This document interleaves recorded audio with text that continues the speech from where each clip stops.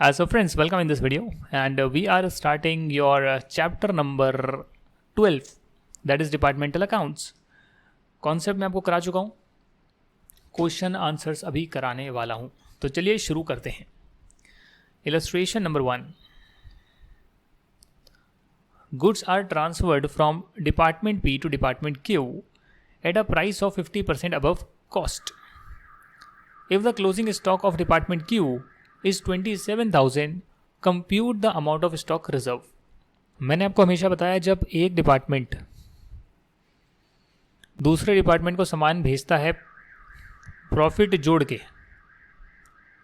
उस केस में डेफिनेटली इस डिपार्टमेंट का वो प्रॉफिट होता है, पर तब होता है जब अल्टीमेटली वो गुड्स बिक गए. अगर एज अ होल पूरी कंपनी के वो गुड्स यहाँ पर रह गए, उस केस में आपने प्रॉफिट तो जोड़ लिया, तो जो क्लोजिंग स्टॉक आ रहा है उसमें प्रॉफिट जुड़कर आ रहा है. जो कंपनी की कॉस्ट नहीं लगी, एक्स्ट्रा प्रॉफिट जोड़ा है, वो भी आ रहा है. तो उसे आप प्रॉफिट कैसे मान सकते हो यार, जब आपने एक्चुअली में बेचा ही नहीं है. तो इसीलिए आपको प्रॉफिट हटाना पड़ता है और उस प्रॉफिट को हम स्टॉक रिजर्व बोलते हैं. अब यहाँ पर अगर आप देखेंगे तो यहाँ पर ये बोल रहे हैं कि 50% जो है एक्स में 50% जोड़ा, 50% ऑफ एक्स जोड़ा, तो 27,000 का क्लोजिंग स्टॉक आ रहा है. दैट मीन्स 50% 1 प्लस 50%, 50% इज 0.5, तो 1 प्लस 0.5 हो गया 1.5x, तो x हो गया. इसे आप कैलकुलेट करिए. x का मतलब कॉस्ट. 27,000 divided by 1.5 is 18,000.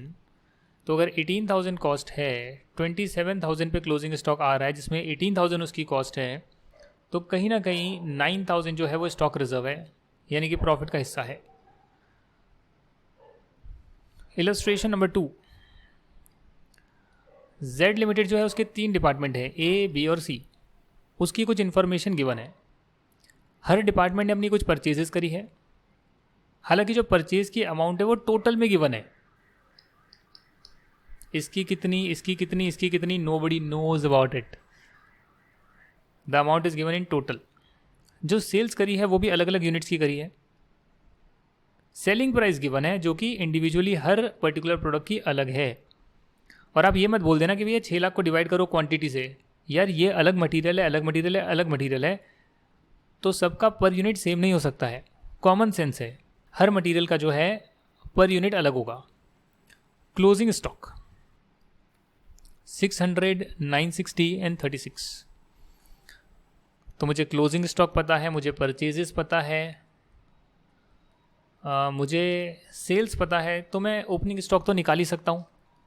हालांकि उसकी ज़रूरत है या नहीं है we don't know, but still you can find opening stock. That is one additional thing I am seeing. You are required to prepare departmental trading account of Z Limited, assuming that the rate of profit on sales is uniform in each case. मतलब selling price जो है 40 की, 45 की, 50 की, जो भी आपकी cost रही होगी पर यूनिट, उसमें सभी में आपने एक सेम रेट जोड़ा होगा. परसेंटेज, उसका एक सर्टेन परसेंटेज सेम रेट पर जोड़ा होगा, जिससे कि ये 40, 45, 50 निकल कर आए. ये क्वेश्चन में गिवन है.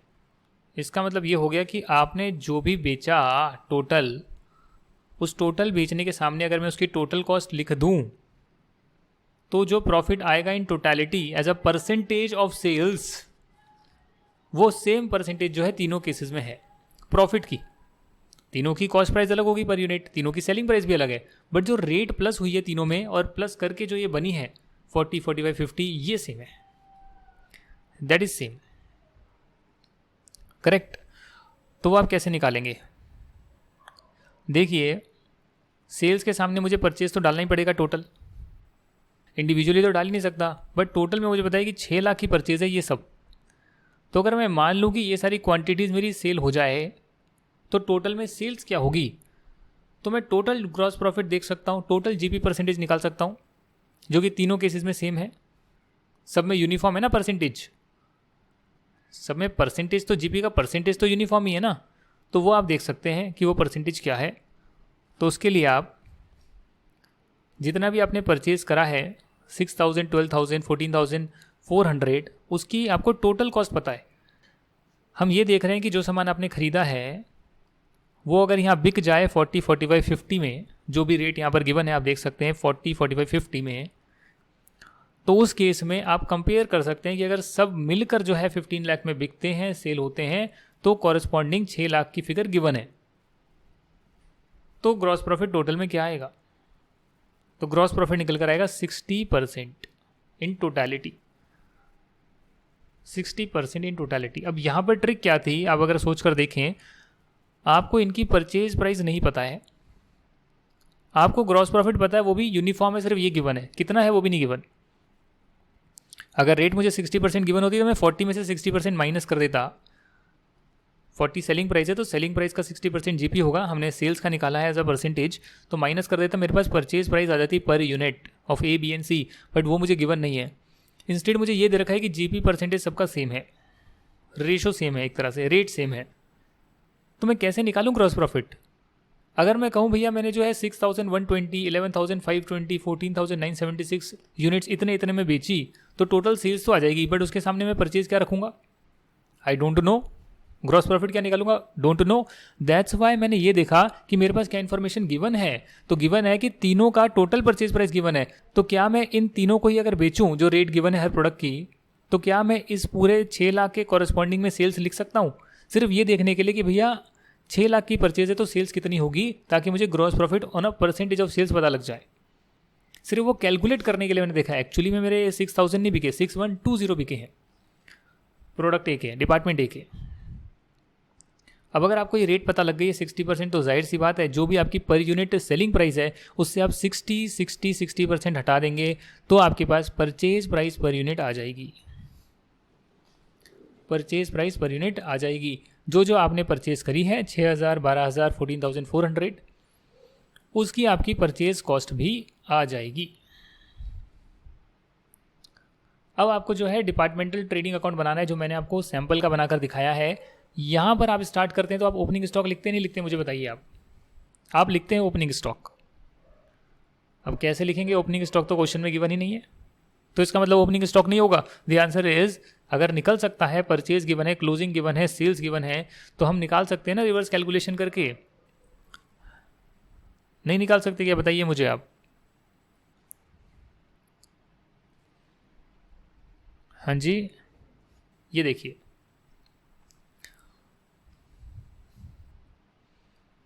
इसके लिए आपको एक इक्वेशन आनी चाहिए कि जो भी ओपनिंग स्टॉक आपका रहा एक पर्टिकुलर डिपार्टमेंट का या पूरी कंपनी का, जिसका भी आप निकालना चाहते हैं, उसमें आप परचेज जोड़ दें और माइनस कर दें, इतना तो बच गया मेरा क्लोजिंग स्टॉक, तो आपको पता लगेगा कितनी क्वांटिटी सेल्स करी है। क्वांटिटी, अगर आपको ओपनिंग स्टॉक निकालना है तो जाहिर सी बात है ओपनिंग स्टॉक होगा sales plus closing stock minus purchase. तो sales plus closing stock minus purchase unit terms में, तो आपको आएगा, आपको पता लगेगा ओपनिंग स्टॉक कितना है। अब ये ओपनिंग स्टॉक जो है, हो सकता है पिछली बार आपने एक अलग रेट पर सामान खरीदा हो, बट उसकी इन्फॉर्मेशन भी गिवन नहीं है। ये आप सीए फाइनल में पढ़ेंगे, एडवांस मैनेजमेंट अकाउंटिंग में, स्ट्रैटेजिक कॉस्ट मैनेजमेंट में, जो अभी नहीं है आपके कोर्स का पार्ट, बट फिर भी सोचने वाली बात है कि ओपनिंग स्टॉक अलग प्राइस पे खरीदा जा सकता है, पिछली बार प्राइस कुछ और हो सकती है। क्वेश्चन में गिवन नहीं है तो एज्यूम करेंगे भैया जो अभी की प्राइस चल रही है, जो आपने परचेज करा, उसी प्राइस पर आपने ओपनिंग स्टॉक भी यानी पिछली बार भी खरीदा होगा, तो इतनी जो है उसकी वैल्यू आ गई है।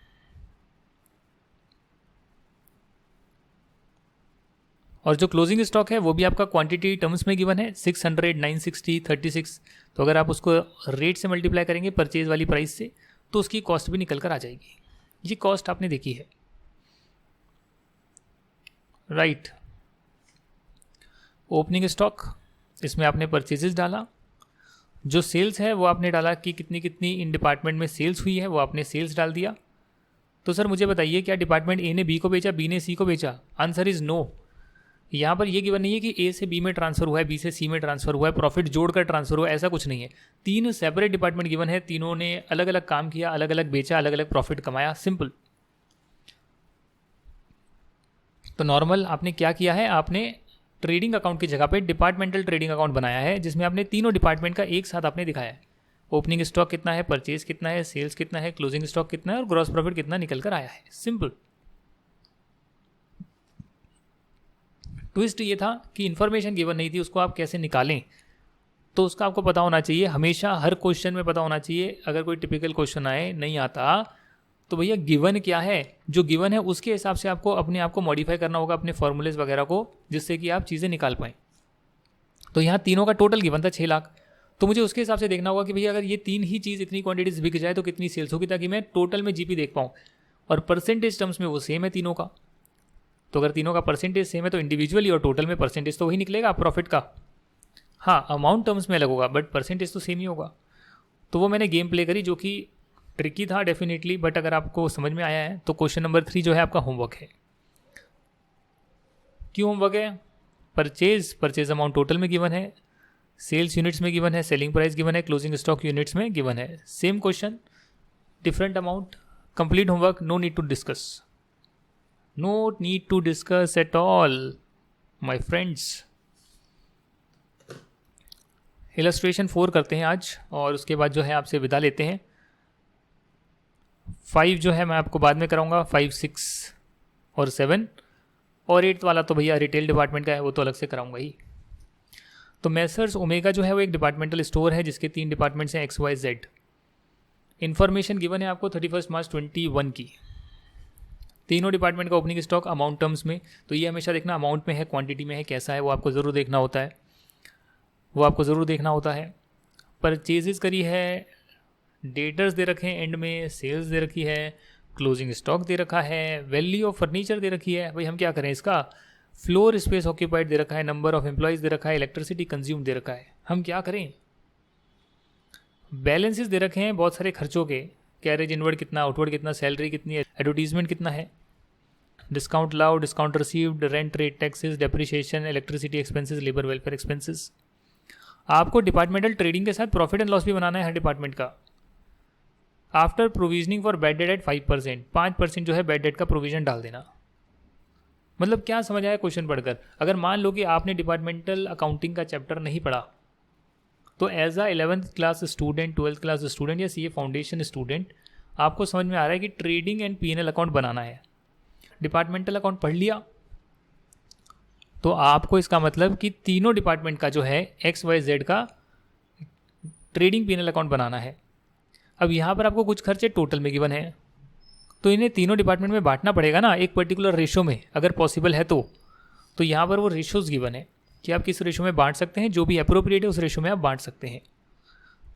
जैसे फर्नीचर का डेप्रिसिएशन है तो फर्नीचर की वैल्यू में बढ़ जाएगा, वैल्यू के रेशो में बढ़ जाएगा, कि इसी प्रपोर्शन में भी डेप्रिसिएशन लगा होगा।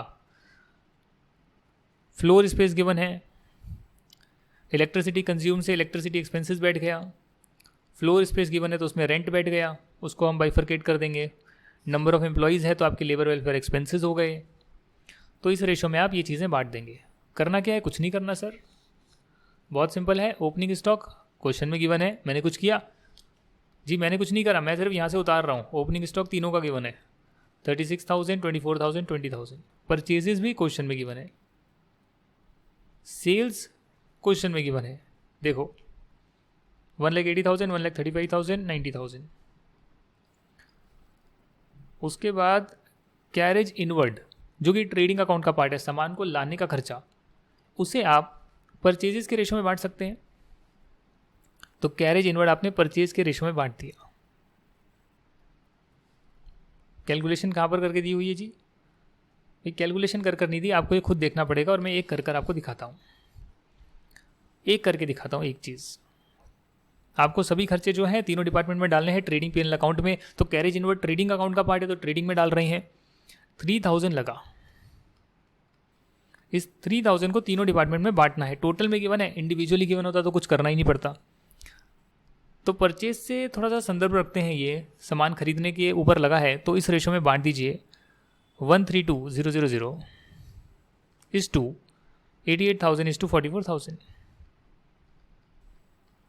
अगर आप देखेंगे 44 का डबल 88 है, और 88 में अगर मैं 44 और जोड़ दूँ तो 1,32,000 आएगा। जो मैं आइडिया लगा रहा हूँ, तुक्का लगा रहा हूँ, ऐड करके देख लेता हूँ एक बार, यहीं पे कर लेता हूँ मैनुअली। 88,000, 1,32,000, तो 000 1 मिनट यार, 88,000, 1,32,000, तो 00001, अरे क्या कर रहा हूँ मैं, 88,000 में मुझे 44,000 ऐड करना है, तो 0,002 और 1 और 13, तो 1,32,000 आएगा ना। तो 3:2:1 का रेशियो आ गया। अगर मैं 44,000 से तीनों को काट दूँ तो ये 1, ये 2 और ये 3, 44,001 जा, 44,002 जा, 44,003 जा, तो ये रेशियो हो गया 3 + 2 5, 5 + 1 6, तो 3/6, 2/6 और 1/6, 3,000 को 3 पार्ट्स में आप बांट रहे हो। अगर इसको काटोगे आप तो आएगा 1500, 1000, 500। ठीक है, नहीं तो ये बच्चे करते हैं, इसमें कोई बड़ी बात नहीं है। बस फ़र्क ये है कि हम हाथ से नहीं लिख रहे हैं, सीधा सीधा कॉपी पेस्ट करना है, तो इसलिए मैंने सोचा कि हाथ से मैं क्या लिख कर बताऊँ आपको यार। 1500, 1500, तो रेशो में बांट दिया। ग्रॉस प्रॉफिट आ गया, ग्रॉस प्रॉफिट को आप यहाँ डालेंगे, कुछ नहीं करना। ये 11th क्लास में पढ़ा नहीं पढ़ा, आप मुझे बताइए। आप ट्रेडिंग अकाउंट बनाना 11, 12 फाउंडेशन में कभी बनाया ट्रेडिंग अकाउंट? डिपार्टमेंट 3 है तो 3 बना रहे हैं भाई, एक ही में 3 दिखा रहे हैं। जो बाकी खर्चे हैं आपके सारे, कैरेज आउटवर्ड सेल्स के रेशो में, इलेक्ट्रिसिटी के रेशो में, सैलरीज जो है वो नंबर ऑफ एम्प्लॉयज़ के रेशो में, वो यहाँ पर दे भी रखा होगा। जो सैलरीज है वो नंबर ऑफ एम्प्लॉयज़ के रेशो में। एडवर्टीजमेंट का जो खर्चा है वो सेल्स से पर्टेन करता है, सेल्स के रेशो में। डिस्काउंट जो आपको मिला है वो परचेज पर मिलता है, तो परचेज के रेशो में। डिस्काउंट दिया है तो टर्नओवर के रेशो में। रेंट आपका फ्लोर स्पेस हो गया। Labour welfare, number of employees. अगर वेजेस इंडिविजुअली गिवन है तो वेजेस का रेशो। डेप्रिशिएशन ऑन फर्नीचर है, फर्नीचर के रेशो में। इलेक्ट्रिसिटी एक्सपेंस यूनिट्स कंज्यूम में। और प्रोविजन फॉर डेट 5% बनाना है, वो डेटर के बैलेंस पे बनाओगे जो एंड में आ रहा है। तो टोटल गिवन होता तो सीधा सीधा लिख देता टोटल। ये वाला जो चीज़ करनी है ना, टोटल वाला पूरी कंपनी का, इसके लिए तो मुझे कोई रेशो चाहिए ही नहीं था। इंडिविजुअली बांटना है, इसलिए मैंने रेशो में बांट दिया, सबको अप्रोप्रिएट रेशो में बांट दिया। उस रेशो की कैलकुलेशन यहाँ पर शो नहीं करी है, कॉस्ट अकाउंटेंसी में वो शो करते हैं। यहाँ पर एक कॉलम बनाकर ऐसे रेशो लिख देते हैं कॉस्ट अकाउंटेंसी में, और रेशो किस रेशो में ये सब बांटा है उस टोटल अमाउंट को वो भी लिखते हैं। तो बस जैसे ही आप सारे खर्चे डालेंगे और डिस्काउंट रिसीव्ड मिला है उसको भी डालेंगे, आपके पास नेट प्रॉफिट आ जाएगा। तो यही है। अगर ये चीज़ आपको समझने में दिक्कत हो रही है तो ये तो यार 11th में करते थे टोटल में। हाँ, XYZ के 3 रेशो में बांटा है, वो आपके अभी कॉन्सेप्ट है और कॉस्ट अकाउंटेंसी में भी कराया हुआ है ओवरहेड के चैप्टर में। कुछ इसमें नया नहीं है। टोटल में एक्सपेंस गिवन था, उसको कैसे बांटे, कुछ तो लॉजिक होना चाहिए, तो बांट दिया जो लॉजिक फिट बैठ रहा था। और हमने कॉन्सेप्ट क्लास में पढ़ा भी था ये। इलस्ट्रेशन 5 जो है वो मैं आपको नेक्स्ट क्लास में कराऊंगा, 5, 6 और 7, क्योंकि ये 3 होने के बाद फिर कुछ बचेगा नहीं, और एंड में जो है एक रिटेल डिपार्टमेंट का बचेगा, वो कॉन्सेप्ट मैं आपको करा दूंगा। Thank you for watching, stay tuned and bye bye.